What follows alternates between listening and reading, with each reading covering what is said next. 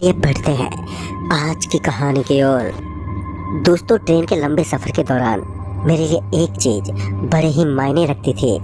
उसके बिना ट्रेन का सफर नामुमकिन था मेरे लिए, और वो चीज थी चाय। मैंने पहले भी बहुत से सफर चाय के सहारे ही तय किए थे, मगर पता नहीं उस रोज जब मैं ट्रेन में बैठा तो मुझे लगा कि कोई ना कोई चाय वाला मिल ही जाएगा।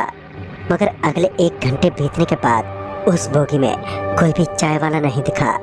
फिर कुछ और देर तक राह ताकने के बाद मुझे एक आवाज सुनाई दी, चाय बोलो, चाय भाई चाय। ये 2 शब्द सुनते ही मेरे कान खुशी से एकदम से झूम उठे, और मैंने तुरंत ही उस चाय वाले को आवाज देते हुए कहा, अरे भैया एक चाय इधर भी। मेरे इतना कहते ही वो चाय वाला सीधे मेरे पास आया और एक कप चाय थमाते हुए मुझसे बोला, 10 रुपए। वैसे तो चाय की क्वांटिटी देखकर मुझे लगा नहीं कि ये चाय 4 से 5 रुपए से ज़्यादा की होगी, मगर मैं कर भी क्या सकता था भला, सिवाय 10 का नोट ढीले करने के। वो चाय वाला चाय थमाकर चाय बोलो बोलते हुए आगे निकल गया, और इधर जैसे ही मैंने उस चाय की पहली चुस्की ली तो मानो मेरी जुबान और मेरा चेहरा ऐसा बन गया कि पता नहीं कौन सा जहर उसने चाय के नाम पर पिला दिया हो। फिर चाय पीने का सिलसिला चलता रहा, और तकरीबन 10 से 12 कप अलग अलग जगहों की चाय टेस्ट करने के बाद अब मुझे चाय से जैसे नफरत सी होने लगी थी। फिर जब देर रात ट्रेन एक जगह पर रुके तो मेरी नज़र ट्रेन की खिड़की से सीधे प्लेटफार्म के अंतिम छोर पर बैठे एक आदमी पर पड़ी, जिसे देखकर ऐसा लग रहा था कि वो चाय बना रहा हो, क्योंकि एक बड़ी सी चाय की केतली स्टोव पर चढ़ी हुई थी। पता नहीं क्यों मैं उस चाय की केतली को देखकर अपने आप को रोक नहीं पाया, और मैं तुरंत ही ट्रेन से नीचे उतरा और उस चाय वाले के पास जाकर बोला, अरे भैया एक अच्छी वाली गर्म सी चाय देना मुझे। मेरे इतना कहते ही उस चाय वाले ने पहले तो मुझे सर से पैर तक एक नज़र घूरा, और फिर उसने मुझे बैठने को कहा। फिर इस पर मैंने उस आदमी को जवाब देते हुए कहा, अरे नहीं नहीं, मेरे पास इतना टाइम नहीं है, मेरी ट्रेन कभी भी खुल जाएगी, आप चाय दे दो बस, मैं ट्रेन में ही पी लूँगा। मेरे इतना कहते ही वो आदमी मेरे लिए कुल्हड़ में चाय निकालने लगा। वो अभी चाय ही निकाल रहा था कि तभी एक आवाज़ आई, अरे कौन है वहाँ पर। और ये सुनते ही वो चाय वाला इतना ज़्यादा डर गया कि वो अपना सामान छोड़कर ही उसी वक्त वहाँ से भाग गया। चाय वालों को ऐसे भागते देख मैं भी डर सा गया। फिर जब मैंने उसकी ओर देखा जो आवाज़ दे रहा था, तो पाया कि वो कोई गार्ड है जो लंगड़ाते हुए मेरी तरफ बढ़े आ रहा था। पता नहीं क्यों वो आदमी मुझे कुछ ठीक नहीं लग रहा था, लिहाजा उसके कहने के बावजूद मैं वापस अपनी बोगी की तरफ जाने लगा। मुझे जाता देख वो गार्ड बोला, अरे तुम कहाँ जा रहे हो, रुको वहीं रुको। मगर मैं रुकने की जगह और तेज तेज चलने लगा। मैं अब बस किसी तरह वापस अपने ट्रेन में चले जाना चाहता था। मैं अभी अपनी ट्रेन की तरफ बढ़ ही रहा था कि तभी किसी ने पीछे से मेरा कंधा पकड़ते हुए कहा, अरे मैं तुम्हें रुकने के लिए कहे जा रहा हूँ और तुम हो कि अनसुना किए जा रहे हो। इसी बीच जब मैंने पीछे पलटकर देखा तो पाया कि वही लंगड़ा आदमी मेरा बाजू पकड़े हुए है। फिर मैं नकली मुस्कान अपने चेहरे पर लाता हुआ उस आदमी से बोला, अच्छा तो आप मुझे ही आवाज़ दे रहे थे, मुझे लगा कि आप किसी और को आवाज़ दे रहे हैं, कहिए क्या बात है। तो इस पर वो आदमी मेरा बाजू पकड़े हुए बोला, तुम ये बताओ कि तुम वहाँ उस जगह पर क्यों खड़े थे। इस पर मैं अपने बाजू को उससे छुड़ाते हुए बोला, वो मुझे चाय की तलब लगी थी तो बस चाय पीने के लिए चाय वाले के पास खड़ा था, मगर पता नहीं क्यों वो आपकी आवाज़ सुनते ही 9-2-11 हो गया। मैं अभी उस आदमी को ये सारी बातें बता ही रहा था कि तभी वो आदमी मुझे सूंघने लगा, जो कि मुझे बिल्कुल भी पसंद नहीं आया। तभी मैंने उसे अपने से दूर करने की पूरी कोशिश की, मगर वो मेरा बाजू छोड़ने को तैयार ही नहीं था। इसी बीच मेरी ट्रेन ने चलने का हॉर्न दे दिया, और हॉर्न सुनते ही मैंने और जोर लगाना अब शुरू कर दिया था, पर कोई फायदा नहीं हो रहा था। फिर मैंने उस आदमी से कहा कि अरे भाई साहब प्लीज़ छोड़ो मुझे, नहीं तो मेरी ट्रेन छूट जाएगी। मुझसे अगर जाने अनजाने में कोई गलती हो गई हो तो मैं माफ़ी चाहता हूँ आपसे। पर मेरे लाख गिड़गिड़ाने के बावजूद भी उसने मेरे को नहीं छोड़ा, और मेरे आंखों के सामने से ट्रेन निकल गई। ट्रेन को जाता देख मुझे इतना गुस्सा आ गया कि मैं उस आदमी पर चिल्लाते हुए टूट पड़ा। मैंने अभी उसे एक दो चमाटे लगाए थे कि उसने मुझे उठाकर किसी बॉल की तरह जोर से फेंक दिया। नीचे गिरते ही मुझे इतनी जोर से चोट लगी कि मेरी आंखों में आंसू भर आए। मैं अभी किसी तरह उठा ही था कि वो लंगड़ा आदमी बेहद गुस्से में मेरी तरफ आने लगा। मैं ये तो समझ गया था कि अगर दोबारा उसके हाथ लगा तो वो आदमी मेरी हड्डियों को सुरमा बना देगा। मैं उठा और उससे दूर भागने लगा और तभी भागते वक्त रेलवे मास्टर के रूम की तरफ मेरी नजर गई, जहाँ पर कोई खड़ा था। मैंने उसे आवाज देते हुए कहा, अरे भैया भैया बचा लो मुझे, वो आदमी बिना मतलब के मेरे पीछे पड़ा है। इस पर गेट पर खड़े आदमी ने मुझे अंदर आने का इशारा किया और इशारा पाते ही मैं और तेज दौड़ा और फिर मैं उस रूम के भीतर चला गया। रूम के अंदर जाते ही उस आदमी ने दरवाजा बंद कर लिया। उस वक्त मैं इतना डरा हुआ था कि मैं ना तो कुछ सोच पा रहा था और ना ही कुछ बोल पा रहा था। तभी स्टेशन मास्टर ने कहा, तुम शांत हो जाओ, थोड़ी देर में सब ठीक हो जाएगा। अभी उसने इतना कहा ही था कि उसके फ़ोन की एकदम से रिंग बजी। फ़ोन पर बात करते ही स्टेशन मास्टर का चेहरा एकदम से उतर गया और उसी वक्त वो दरवाज़ा खोलकर बाहर चला गया, मगर जाते जाते ये बोलकर गया कि मेरे लौटने तक अंदर ही रहना। उसके बाहर जाते ही मैंने दरवाज़ा एहतियातन बंद करके वहीं कोने में बैठ गया। अभी मैं कोने में बैठे मन ही मन भगवान को याद ही कर रहा था कि तभी दरवाजे पर जोरों से दस्तक होने लगी। दरवाजे पर होती दस्तक से मैं ये तो समझ गया था कि मेरी मौत ही दरवाजे पर दस्तक दे रही है। फिर जब मुझे स्टेशन मास्टर की आवाज़ सुनाई पड़ी तो मुझे थोड़ा सुकून मिला और मैं दरवाज़ा खोलने के लिए दरवाजे की तरफ बढ़ा। इससे पहले मैं दरवाज़ा खोलता कि मेरी नज़र कमरे के उस खिड़की पर गई जिससे दरवाजे के बाहर का हिस्सा मुझे दिखाई दे रहा था। मतलब कि अब मैं उस खिड़की से ये देख पा रहा था कि कौन दरवाजे पर दस्तक दे रहा है।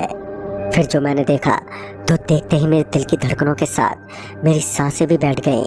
दरअसल दरवाजे पर कोई भी नहीं था, मगर अभी भी दरवाज़ा जोरों से हिल रहा था। साथ ही मुझे स्टेशन मास्टर की आवाज़ भी लगातार सुनाई दे रही थी। मैं उसी वक्त कमरे में मौजूद मेज के नीचे जाकर बैठ गया और आंखें बंद कर ली। फिर कुछ देर के बाद दरवाजे पर वो दस्तक होनी बंद हो गई, मगर मैं फिर भी झोंका तो वहीं मेज के नीचे बैठा रहा।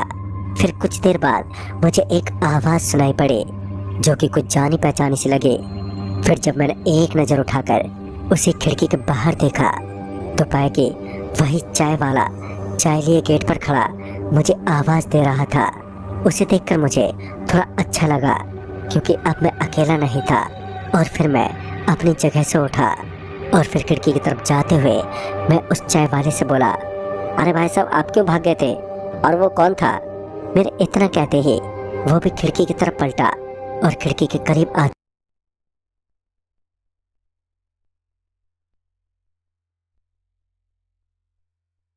हुए मुझसे कहा, अरे वो तो एक नंबर का बदमाश है, हम जैसे गरीबों का जीना हराम कर रखा है उसने।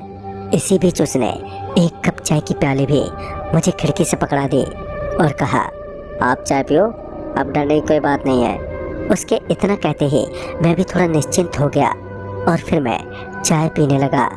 अभी मैंने एक घूंट लिया ही था कि मुझे चाय का स्वाद इतना अच्छा लगा कि अगले 3 से 6 घूंटों में चाय खत्म हो गई और अब मुझे एक प्याली चाय और चाहिए थी। मगर जब मैंने एक कप और मांगने के लिए सामने की खिड़की की तरफ अपनी निगाहें की तो वो चाय वाला अब वहां से जा चुका था। बड़ी हैरत की बात थी कि वो चाय वाला बिना पैसे लिए ही वहां से चला गया था। फिर उसके जाते ही कुछ ही देर में स्टेशन मास्टर भी लौट आए। उनके आते ही मैंने उनसे पूछा, सर ये सब क्या है? वो अभी मुझे बताने ही वाले थे कि स्टेशन मास्टर का ध्यान मेरे हाथों में रखे चाय की प्याली पर गया और चाय की प्याली पर नजर पड़ते ही उनके चेहरे का भाव एकदम से बदल गया और घबराते हुए बोले, तुमने अभी ये चाय पी तो नहीं है ना? तो इस पर मैं हिचकते हुए बोला, हाँ 1-2 घूंट। मेरे इतना बोलते ही पहले तो उन्होंने मेरे हाथ से वो चाय की प्याली छीनकर खिड़की से बाहर फेंक दी। इससे पहले मैं स्टेशन मास्टर से कुछ पूछता कि उन्होंने मुझे बाहर खिड़की की तरफ देखने का इशारा किया। फिर जब मैंने खिड़की से बाहर की तरफ देखा तो पाया कि बाहर अचानक ही काले धुएं का गुब्बार छाने लगा है। फिर जब मैंने और गौर से देखा तो पाया कि वो काले धुएं का गुब्बार उस चाय की प्याली से बाहर निकल रहा था जिसे मैं उस वक्त पी रहा था। ये देखते ही मेरे हाथ और पैर फिर से एक बार कांप उठे। फिर स्टेशन मास्टर ने मेरे कंधे पर हाथ रखते हुए बड़े ही निराश स्वर में कहा, आखिरकार उस चाय वाले ने तुम्हें अपना शिकार बना ही लिया। अब तुम 13 घंटों में बड़े ही दर्दनाक मौत मरने वाले हो। उनकी बातों से ये तो साफ था कि मैंने सच में वो चाय पीकर बहुत ही बड़ी गलती कर दी है।